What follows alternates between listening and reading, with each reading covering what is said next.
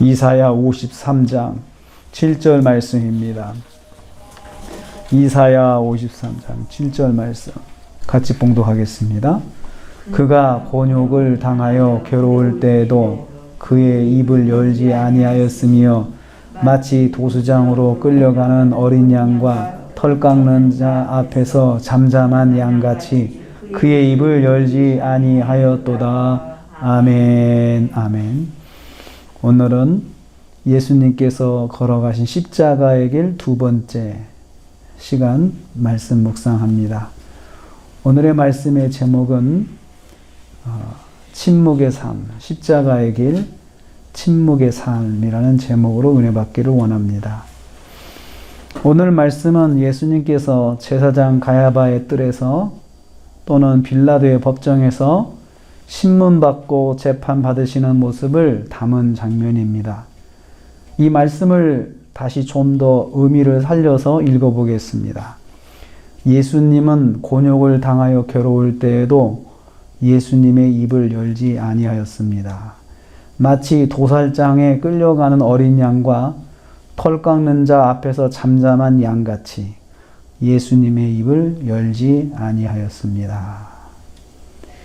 이 말씀에는 예수님께서 재판받고 신문받으시는 모습을 두 문장으로 담았습니다. 곤욕을 당했다. 도수장으로 끌려감과 털 깎는 자 앞이라는 그 표현입니다. 곤욕을 당했다라고 하는 말은 압박받고 몰아세움받고 괴롭힘 받는 것을 말합니다. 범죄인을 신문할 때 사용하는 방식입니다.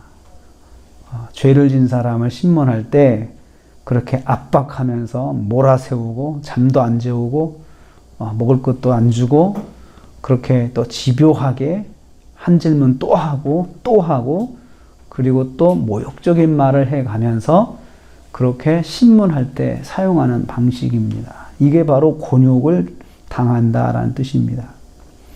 신문하는 사람이 원하는 답변을 받기 위해서는 강압적으로 위협하면서 몰아세우면서 물어보아야 합니다. 그들의 말 속에는 비수 같은 칼이 들어있어서 당하는 자의 자존심을 여지없이 무너뜨리고 또 상하게 하고 인격적으로 무시하고 무례하게 말하고 하는 그런 방식입니다. 그래서 신문장에 서 계신 예수님의 모습은 마치 도살장으로 끌려온 양 같았습니다. 도살장에 끌려온 양은 한번 상상을 해보세요. 죽음을 직감하고 극도의 공포심에 온몸이 경직되어 있을 그 양의 모습이요. 양의 눈은 참 순진하고 순전하고 아주 착해 보이잖아요. 그 순해 보이는 양의 눈망울 속에 담긴 극도의 공포심을 본다면 차마 마주 볼 수 없는 참 그런 불쌍함이 있을 것입니다. 그 동물들이 죽음 앞에서 막 무서워하는 거 가끔 영상에 TV에 나오는데 정말 마음이 아프잖아요. 동물을 키우신 분들은 더 그런 마음이 있을 것입니다. 신문 받으시는 예수님의 모습은 그만큼 불쌍해 보이셨다는 뜻입니다. 털 깎는 자 앞에선 양의 모습은 또 어떻습니까? 모든 것을 맡기고 당하는 모습입니다. 반드시 세우고 꿇어앉히고 뒤집고 옆으로 굴리고 해도 양이 아무런 저항을 하지 못합니다. 그냥 그 사람이 하는 대로 그냥 하는 거죠. 왜 그럴까요? 무서워서 그래요. 아무것도 저항을 못하는 것입니다. 그때의 예수님 심정을 다음과 같이 표현했습니다. 괴로울 때, 잠잠함 이렇게 표현했어요. 괴로움과 잠잠함이요. 괴로움은 히브리어 아나라고라는 그 히브리어를 사용하는데 몸과 마음의 고통을 말합니다. 정신적으로 낙심과 절망이 오고 육체적으로는 감당할 수 없는 어려운 고통을 받게 될 때 이 아나라는 말을 씁니다. 로마 군인들로부터 조롱을 당했습니다. 채찍에 맞았습니다. 크고 작은 구타를 당했습니다.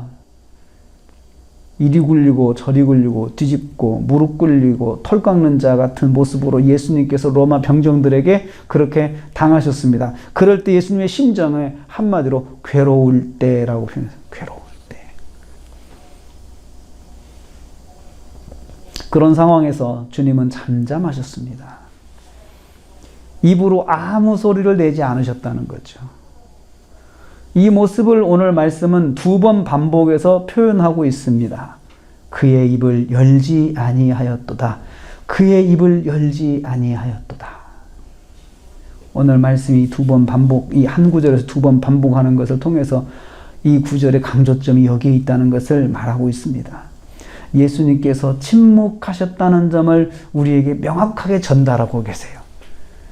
괴로운 상황 속에서도 입에 말이 정말 나오지 않을 정도로 꽉 닫혀있는 상황 속에서도 예수님께서는 입을 열지 않으셨다. 그러면 입을 열지 않으셨다는 말은 무슨 뜻입니까? 첫째는 자신이 당하는 고통을 호소하지 않으셨다는 뜻입니다. 내가 지금 많이 아프다고 사람들에게 말하지 않으셨습니다. 내가 지금 많이 고통스럽다고 사람들한테 말하지 않으셨어요. 자신이 지금 이런 고통을 당하고 있으면 사람들이 알아주기를 바라지 않으셨어요. 그러나 사실은 얼마나 아프셨을까요?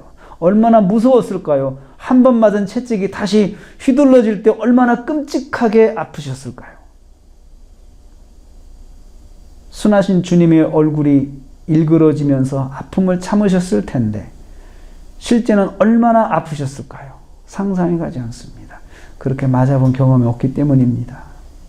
사실 아무 죄가 없으신데 죄인처럼 곤욕을 당하시고 도살장으로 끌려가신 것과 같은 처지가 되셨습니다. 그러니 자신의 고통을 사람들이 다 알아주기를 바라는 그런 보상심리가 얼마든지 있을 수도 있습니다. 나는 죄가 없는데 나는 이렇게 지금 맞고 있어. 나는 잘못한 것이 없는데 나는 이렇게 지금 내가 당하고 있어. 사람들이 동정심을 갖게 하고 불쌍하다 그런 마음을 갖게 하고 참 안 됐다라고 사람들을 동정해 주면서 예수님의 그 마음 편이 되기를, 마음의 같은 편이 되기를 그런 생각을 할 수도 있잖아요. 그런데 주님은 입을 열지 않으셨습니다. 침묵하셨습니다. 그게 바로 십자가의 길입니다. 우리는 때로 내가 믿음대로 살 때 침묵해야 될 때가 있습니다. 둘째로 자신의 무죄를 입증하지 않으셨다는 뜻입니다. 말씀의 능력을 가지신 예수님께서 얼마나 말씀을 잘하실까요? 파라클레토스, 보혜사 성령께서 예수님을 대변하여 변호인 역할을 하시면 얼마나 예수님의 무죄 입증이 간단할까요? 그런데 예수님은 그렇게 하지 않으셨습니다. 마음과 육체의 고통이 심할수록 자신의 무죄 입증에 대한 갈망이 얼마나 더 강했을까요? 아플수록 그만 맞아야 되겠다라는 생각으로 나는 죄가 없어 라고 나의 무죄에 대해서, 자신의 무죄에 대해서 얼마나 잘 변증할 수 있을까요? 말씀으로 세상을 창조하신 능력의 하나님, 주님께서 말씀의 능력이신 로고스이신 주님께서 한번 말씀하시면 그걸 못 하시겠어요? 안 하셨어요. 예수님은 입을 열지 않으셨습니다. 침묵하셨습니다. 자신의 무죄를 입증하지 않으셨어요. 우리도 믿음 따라 살다 보면, 내가 믿음으로 감당하다 보면 내가 정말 억울할 때가 있습니다. 정말 나는 그렇지 않은데 상대가 오해할 수도 있습니다. 오해해서 나를 고통스럽게 하고 사람들에게 나를 완전히 바보로 만들 때가 있습니다. 얼마나 우리도 그때 말을 하고 싶었는지요. 그런데 예수님께서는 침묵하셨습니다. 십자가의 길은 침묵의 길입니다. 성도는 믿음 때문에 짊어진 십자가를 침묵하며 짊어져야 합니다. 오직 주님만 아시는 것이라 믿고 침묵으로 십자가의 길을 가야 합니다. 그것이 우리가 주님을 따라 십자가를 진다라고 할 때 우리 생활 속에서 보여져야 되는 모습입니다. 당당하지 못하고 정말 내가 불쌍해 보이는 것을 우리는 견디지 못합니다. 그리고 요즘 사회가 사람들에게 더욱더 그걸 강조합니다. 당당해야 된다고 이야기합니다. 사람들 앞에서 떳떳해야 된다고 이야기를 합니다. 그런데 예수님은 얼마나 더 떳떳하고 얼마나 더 당당해질 수가 있어서 그럽니까? 그런데 침묵하셨습니다. 십자가의 길은 침묵의 삶입니다. 나는 침묵하면서 나의 십자가를 짊어지고 있으십니까?